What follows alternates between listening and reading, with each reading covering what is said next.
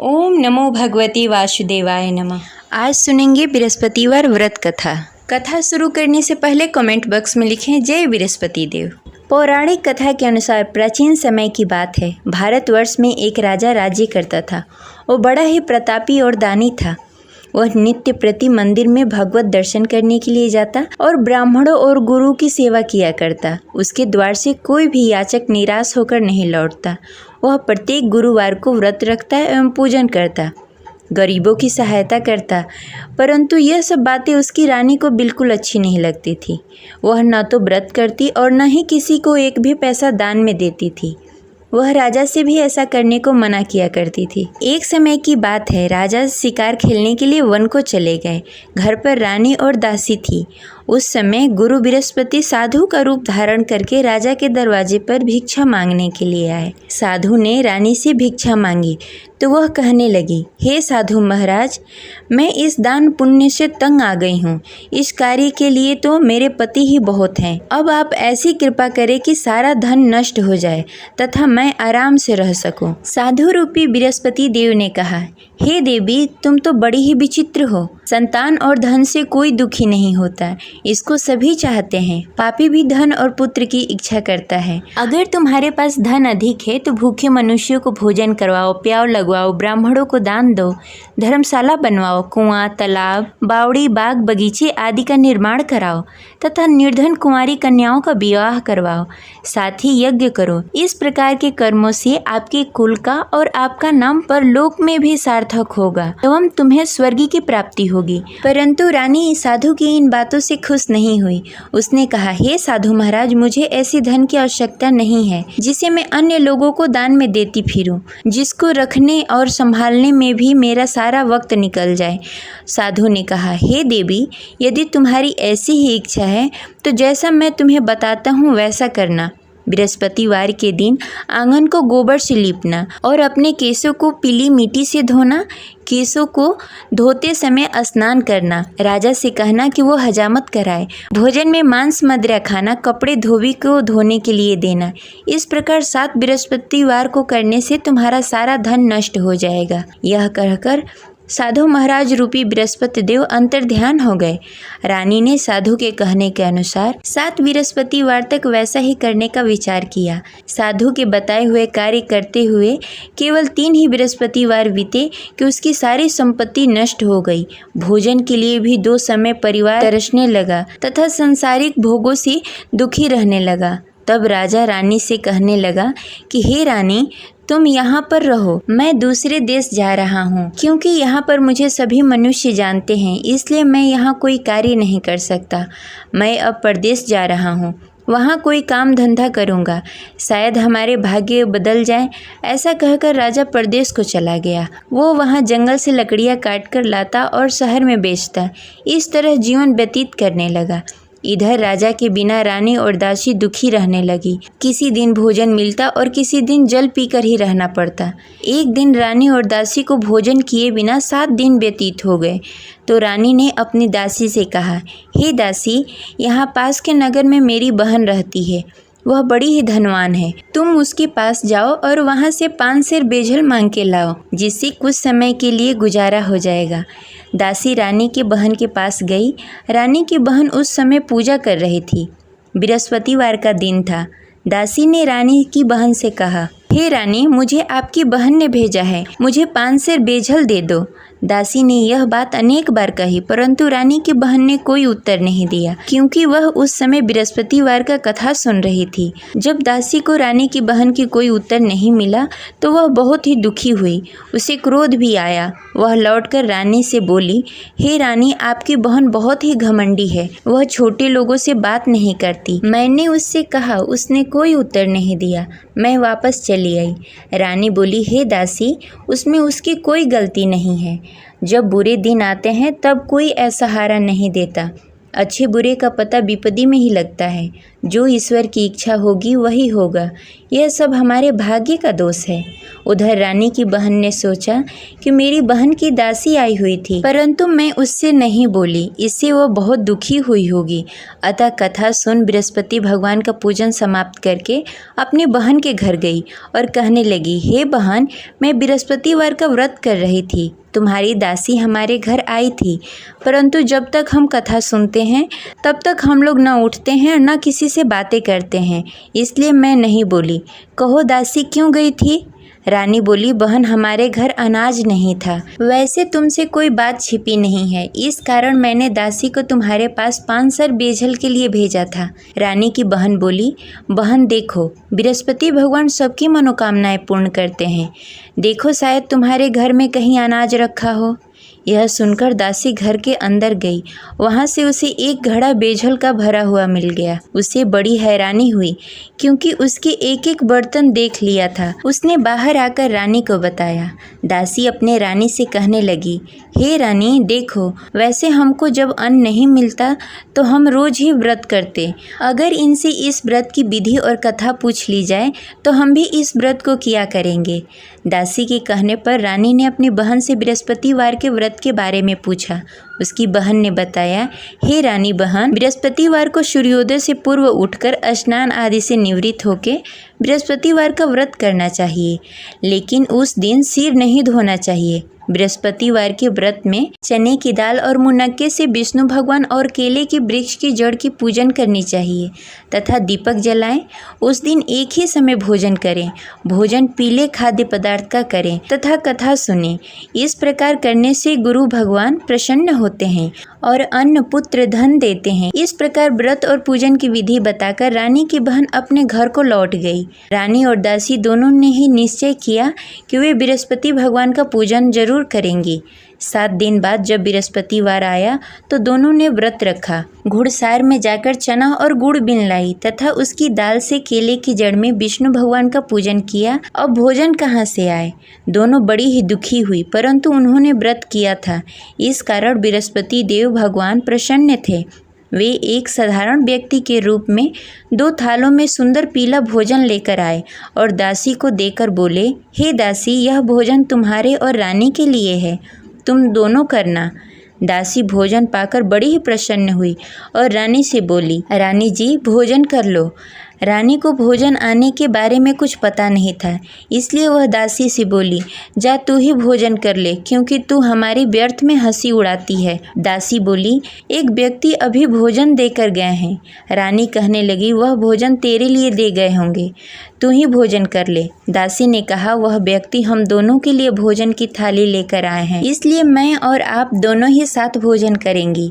फिर दोनों ने गुरु भगवान का नमस्कार किया और भोजन प्रारंभ किया। उसके बाद से वे प्रत्येक बृहस्पतिवार को गुरु भगवान का व्रत और पूजन करने लगी। बृहस्पति भगवान की कृपा से उसके पास धन हो गया, परंतु रानी फिर पहले की तरह आलस्य करने लगी। तब दासी बोली, देखो रानी, तुम पहले भी इस प्रकार का आलस करती थी, तुम्हें धन को रखने में कष्ट होता था, इस कारण सभी धन नष्ट हो गए। अब गुरु भगवान की कृपा से धन मिला है तो फिर तुम्हें आलस्य होता है। बड़ी मुसीबतों के बाद हमने यह धन पाया है, इसलिए हमें दान पुण्य करना चाहिए। तुम भूखे मनुष्यों को भोजन कराओ, प्याव लगवाओ, ब्राह्मणों को दान दो, कुआं, तालाब, बावड़ी आदि का निर्माण कराओ, मंदिर पाठशाला बनवाओ, दान दो, कुंवारी कन्याओं का विवाह करवाओ। धन को शुभ कार्यों में खर्च करो, जिससे तुम्हारे कुल और यश बढ़े तथा स्वर्ग की प्राप्ति हो और पितृ प्रसन्न हो। दासी की इन बातों को मानकर रानी ने इसी प्रकार का कार्य करना प्रारंभ कर दिया, जिससे उसका काफ़ी यश फैलने लगा। एक दिन रानी और दासी आपस में विचार करने लगी, न जाने राजा किस दशा में होंगे, उनकी कोई खोज खबर नहीं है। गुरु भगवान से उन्होंने प्रार्थना की और भगवान ने रात्रि में राजा को स्वप्न में कहा, हे राजा उठ, तेरी रानी तुझे याद करती है, अब अपने देश को लौट जा। राजा प्रातःकाल उठकर जंगल से लकड़ियाँ काटकर लाने के लिए जंगल की ओर चल पड़ा। जंगल में गुजरते हुए वह सोचने लगा, रानी की गलती से कितने दुख भोगने पड़े। राजपाट छोड़कर जंगल में आकर रहना पड़ा। जंगल में लकड़ियां काटकर उन्हें बेचकर गुजारा करना पड़ा। उसी समय उस जंगल में बृहस्पति देव साधु के रूप में प्रकट हुए और राजा से पूछने लगे, हे लकड़हारे, तू इस सुनसान जंगल में किस चिंता में बैठा है, मुझे बताओ। यह सुनकर राजा के नेत्रों में जल भर आया और साधु की वंदना कर बोला, हे प्रभु, आप सब कुछ जानते हैं। इतना कहकर राजा ने साधु को अपनी संपूर्ण कहानी सुनाई। महात्मा तो स्वभाव से ही दयालु होते हैं। वे राजा से बोले, हे राजा, तुम्हारी रानी ने बृहस्पति देव के प्रति अपराध किया था, जिसके कारण तुम्हारी यह दशा हुई। अब तुम किसी प्रकार की चिंता मत करो, भगवान तुम्हें पहले से भी अधिक धन देंगे। देखो, तुम्हारी पत्नी ने बृहस्पतिवार का व्रत करना प्रारंभ कर दिया है। अब तुम भी बृहस्पतिवार के दिन व्रत रखो। चने की दाल और गुड़ जल के लोटे में डालकर केले के पत्ते में विष्णु भगवान का पूजन करो। फिर कथा कहो या सुनो, भगवान तुम्हारी सब मनोकामनाएं पूर्ण करेंगे।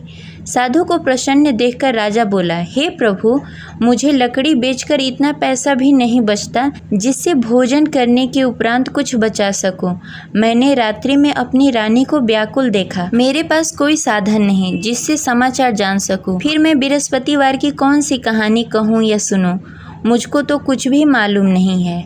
साधु ने कहा, हे राजा, तुम किसी बात की चिंता मत करो। बृहस्पतिवार के दिन तुम रोजाना की तरह लकड़ियाँ लेकर शहर जाओ। तुम्हें रोज से दुगना धन प्राप्त होगा, जिससे तुम भली भांति भोजन कर लोगे तथा बृहस्पति देव की पूजा सामग्री भी लेकर आओगे। बृहस्पति देव की कथा इस प्रकार है। प्राचीन काल में एक बहुत ही निर्धन ब्राह्मण था। उसके घर में कोई संतान नहीं थी।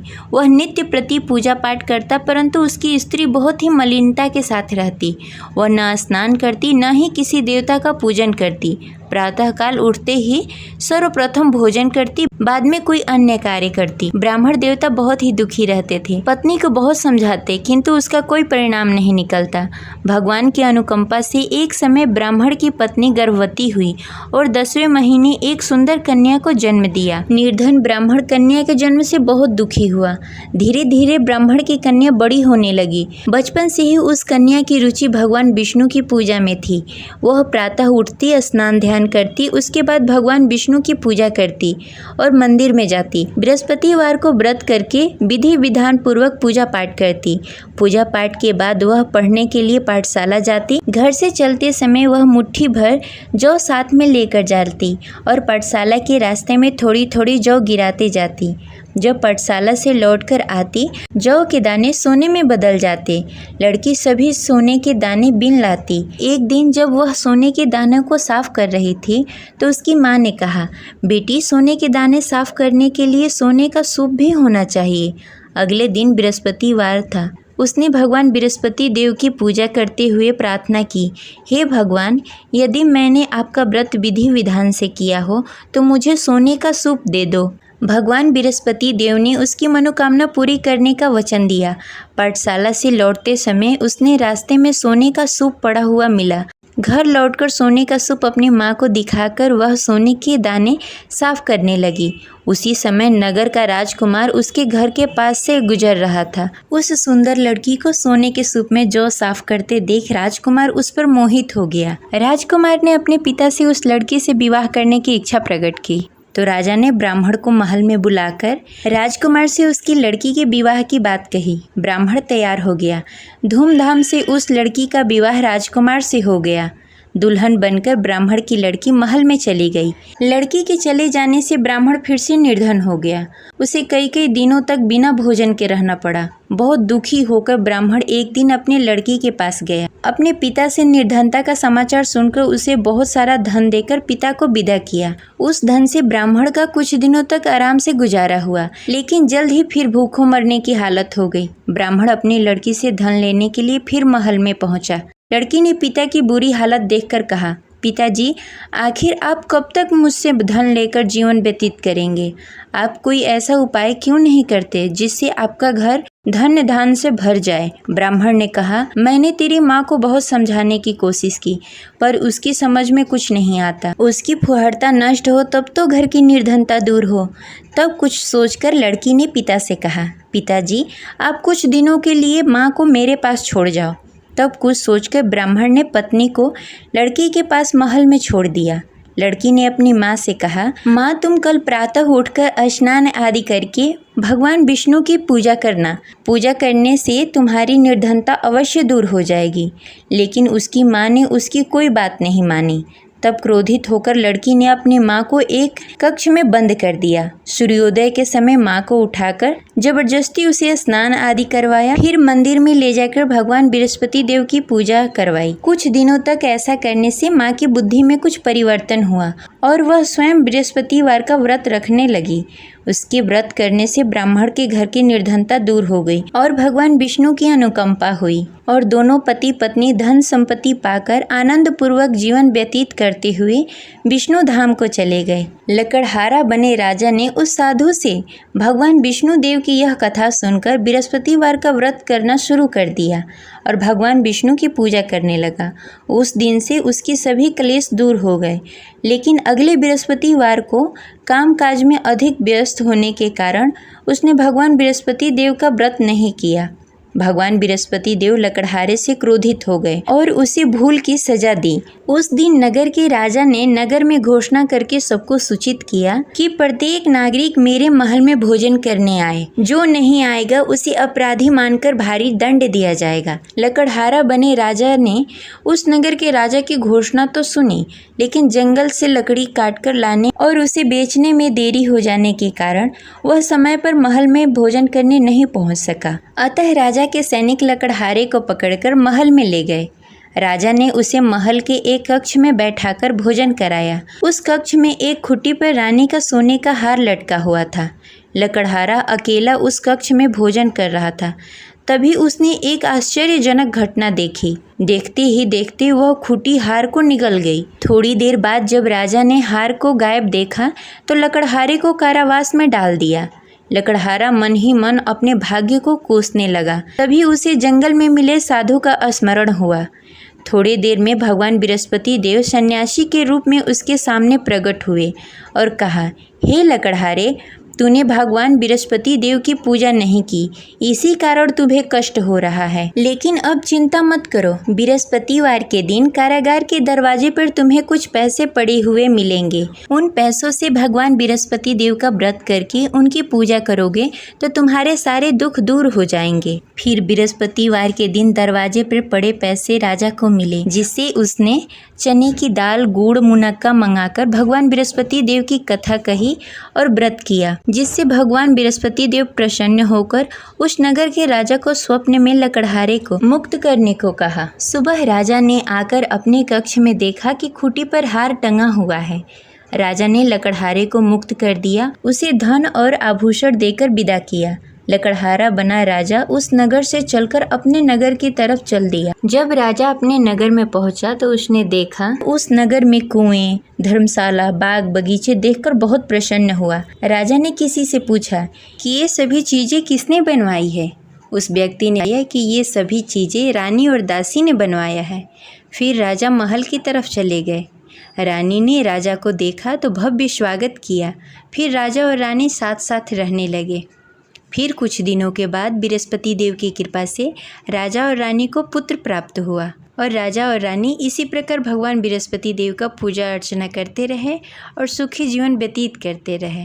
बृहस्पति देव सभी की मनोकामनाएं पूर्ण करते हैं। जो भी व्यक्ति बृहस्पतिवार के दिन पूरी श्रद्धा और भक्ति के साथ बृहस्पति देव की पूजा अर्चना करता है तथा व्रत का पालन करता है और कथा पढ़ता है या सुनता है या किसी और को सुनाता है, उनकी सभी मनोकामनाएं बृहस्पति देव पूर्ण करते हैं।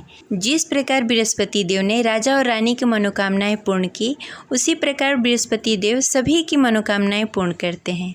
जय बृहस्पति देव। अब सुनेंगे बृहस्पति देव की आरती। ओम जय बृहस्पति देवा, ओम जय बृहस्पति देवा, छिन छिन भोग लगाऊं कदली फल मेवा।